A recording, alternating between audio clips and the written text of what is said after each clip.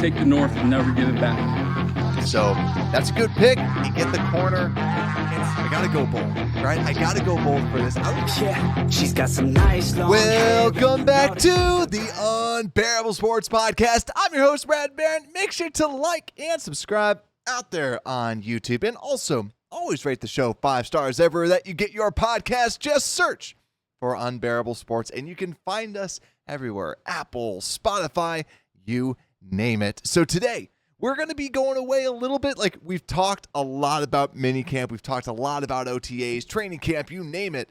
So today we're going to be talking a little bit about the rumors. What can we still expect about the defensive line, defensive ends, and defensive tackles? Because there was recently a report out there from ESPN's Jeremy Fowler, who's an NFL insider, right? Big time name, big time news. And he said that the Bears love their roster as it stands, but they're still looking at edge rusher.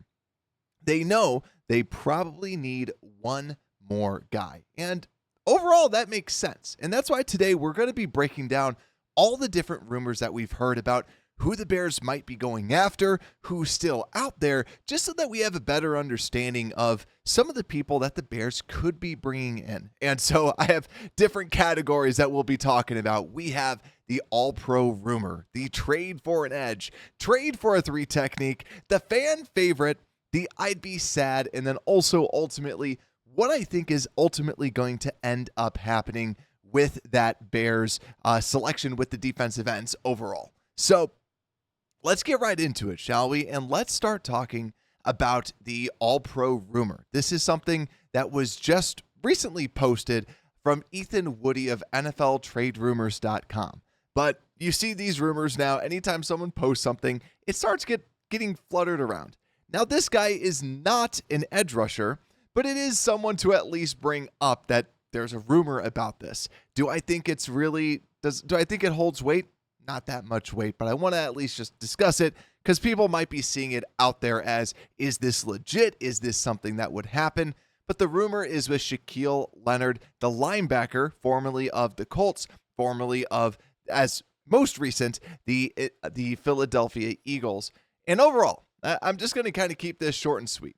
He's a linebacker. We already have some really good linebackers, and we also already have Jack Sanborn. Leonard, does he really want to be a starter? I mean, does he really want to be a backup, or does he want to be a starter? He can't really be a starter for the Chicago Bears unless, God forbid, someone goes down. But even if one of the starters were to go down, I still think that the Bears might want to see what Jack Sanborn would even do. So this is a rumor that I wish I had a graphic for this. This is busted. I don't see it actually happening. It's more of a report because, hey, Matt Eberflus and Leonard know each other from their Colts days, and maybe they want to rekindle that. And if you're kind of curious, why is Shaq Leonard or Darius Leonard, depending on what you know about him, he is someone that was one of the best linebackers, literally an all-pro, one of the top linebackers out there, suffered a back injury, and that's really why we haven't seen him go anywhere else. It's really that back injury that is holding him back, so to speak. So I think, yeah, that would be kind of interesting, but I just don't see it happening because I think Leonard, he was someone that did start for the Eagles. He played for the Eagles, and I think that's what he's going to be looking for wherever he may land. I think ultimately that's his destination. So, yet again, played 618 snaps last season, so he's going to want to play. He doesn't want to just be a backup. That's just my guess. You see this with players time and time again. Probably will just pick up a contract with a contender or someone just actually needs a spot at linebacker. But let's carry on to the actual defensive lineman, shall we? I just wanted to get that one out of the way. And let's talk about the rumor about trading for an edge. Now, who might this edge be that we're talking about? None other than Matthew Judon, formerly of the Patriots and also the Baltimore Ravens. Now, Matt Judon was banged up a little bit last season, really just played in 4 games, and in those 4 games looked good. Now, this rumor was created by Matt Holder of Bleacher Report and really kind of stated that why he thinks this might happen and why he thinks the Bears might be a good fit. He cited, well, the Patriots are rebuilding. and I saw other people kind of build on top of this.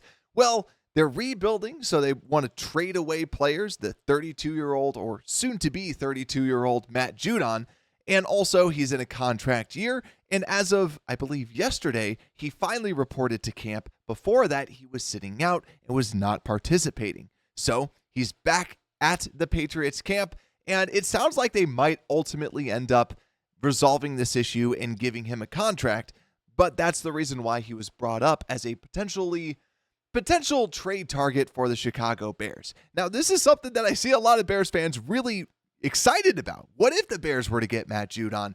My personal take on Matt Judon, I think he's good, right?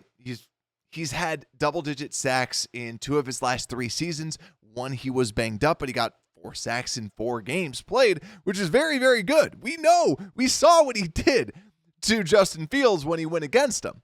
But Matt Judon, to me, with the age, I think that it just doesn't make too much sense, in my opinion.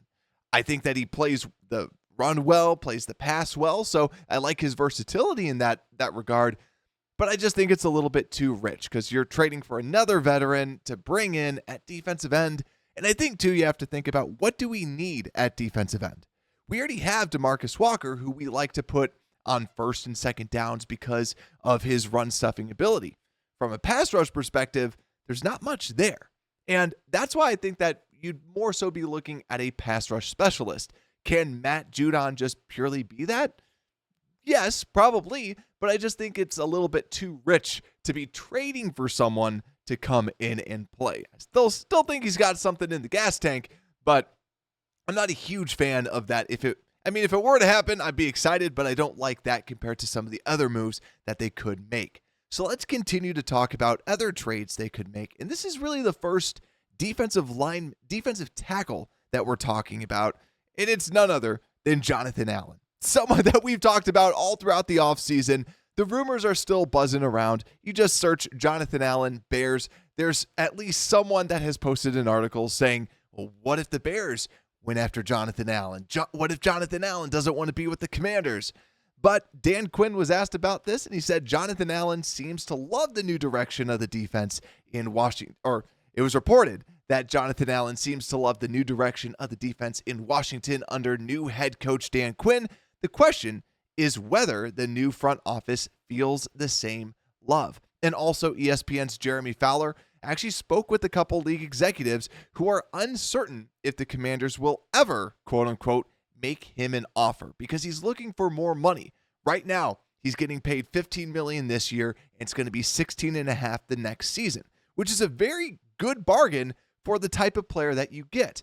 Yeah, he's not a double-digit sack guy every single season, but that's because he's a defensive tackle. That's what they do. They don't get, Aaron Donald gets double-digit sacks every single season, but Jonathan Allen, just like a DJ Moore, to me, I think he's in that star category at his position. And if you can trade for him and get, trade one of your seconds for him, I still love that. He's only 29 years old, and I think that he can really bolster this interior of the defensive line and also gives you some extra insurance just in case if Gervon Dexter doesn't take this gigantic leap. Because right now, all the pressure is on Gervon Dexter to do something, to take this gigantic leap. Allen can play multiple spots. Allen can he doesn't have to be just the 3-tech. He can play the 5. He can play the 1. He can play all over the place because he's just that good. I'd rather have, and also at defensive line, you want to have people all over the place that you can sub in, sub out.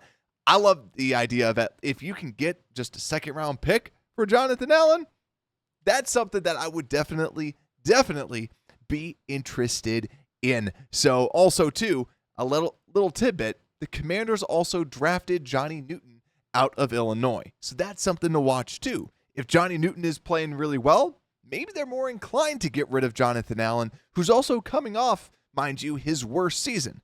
Why? Because, everything in Washington was just absolutely terrible. They're trading away everybody. And if there's anyone that knows Jonathan Allen, it's Montez Sweat, his former teammate. So that's why Jonathan Allen, to me, is someone that I still really like.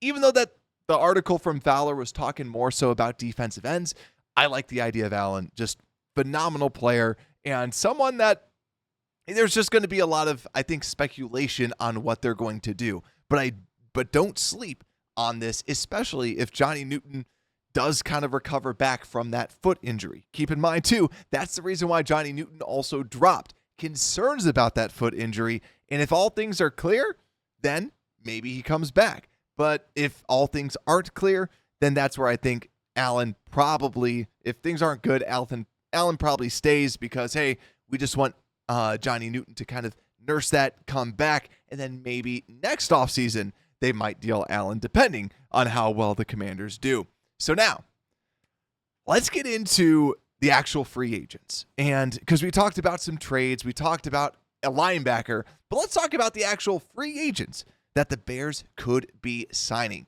And this category, I'm talking about the fan favorite.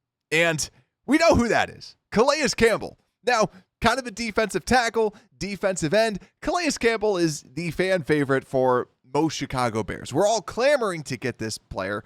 Why? Because every season, this guy just produces. Yet again, not a absolute 10 sack a year type of a player, but someone that can defend the run, someone that can pass rush, someone that can play inside, someone that can play outside, and also a very good teammate.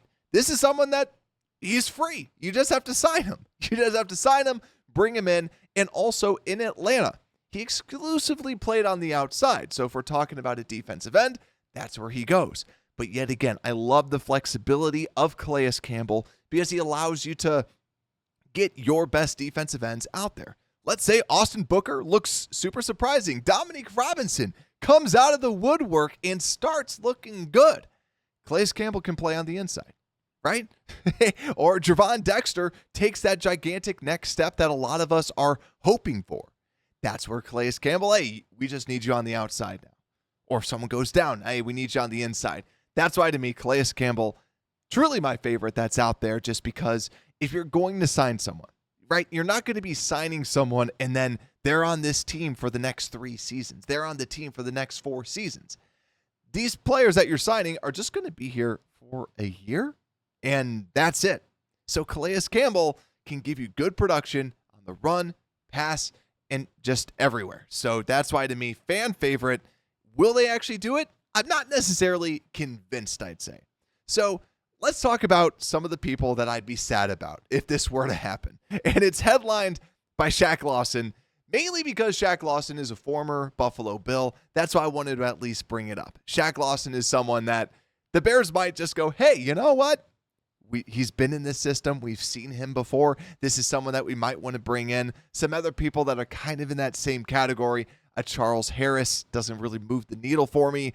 Bruce Irvin, Tyus Bowser. I mean, to get a Bowser jersey, a Bears Bowser jersey, like maybe, okay, I wouldn't be disappointed with that, not because of his play, but purely because I want a Bowser Chicago Bears jersey, right? That as a Mario fan, that would be pretty freaking cool. But from a football standpoint, not great. Marquise Haynes, Rasheem Green, yet another person that would be a little disappointing, and Marcus Golden. But I really highlight Shaq Lawson just because of the familiarity and also has been someone that has seen his best productivity in the Bills system. Now, he had a phenomenal season 1 year, but really has kind of fallen off. But then you get into the next group of players that are free agents that I wouldn't mind. And that's a Jerry Hughes, a Carl Lawson, Emmanuel Ogbah.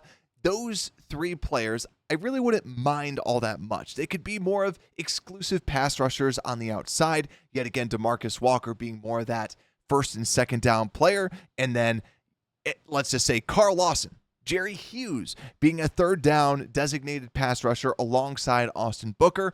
I don't mind that. I don't mind bringing in one of those veterans that has had success rushing the passer. But that leads me to what I think the Bears are going to do. Now, in my little side part, I said, what will happen?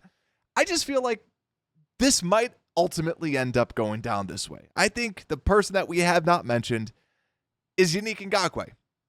Would I love this? Not so much. He didn't have phenomenal success with us, and he got banged up. So I think that injury is going to be my biggest question mark. But I've heard people like Courtney Cronin bring up a Yannick Ngakoue and others that he might just be the player that they ultimately settle on as, hey, you know what? You know this team. The team liked you. Let's bring you in. You really kind of got, unfortunately, you got banged up. You went down, and we want to see you back with the Bears. But I think a lot of people forget how many games he did actually play for us. It wasn't like he just played 5 games. It wasn't like he just played 4 games. He played 13 games for us. He played 13 games and then got injured, got banged up, and then was out. So at the end of it all, I think he had like 4 sacks or so. So it wasn't like crazy production that he normally gets. Still more of just a true pass rusher rather than a every down type of a player. But hey, if he understands the system, is good friends with the guys, I wouldn't mind it. But still, I like some of the other players that we talked about before that I think have more pass rush upside than Ngakoue, who's also coming off of an injury. So that also could be, I guess you could put in air quotes, a beneficial thing because you know what you got. You know what you have with him. You most likely understand his medical situation a lot more than the other teams, and you can get him at a much more discounted rate. So if he likes the Bears, why not? But ultimately, it seems like the Bears are going to come away with some sort of defensive end. So let me know down in the comments, who do you think the Bears are going to be signing, trading for, or do you think that they're going to do absolutely nothing? Because it does feel, and like Fowler said, does seem like they're going to add someone, but the question is who?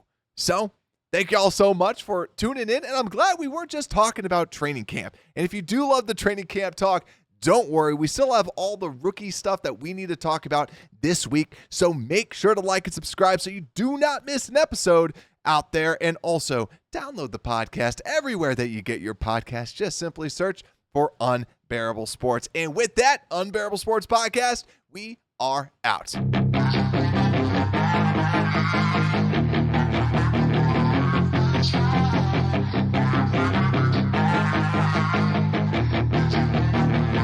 Yeah, she's got some nice long hair and you know that she's a bad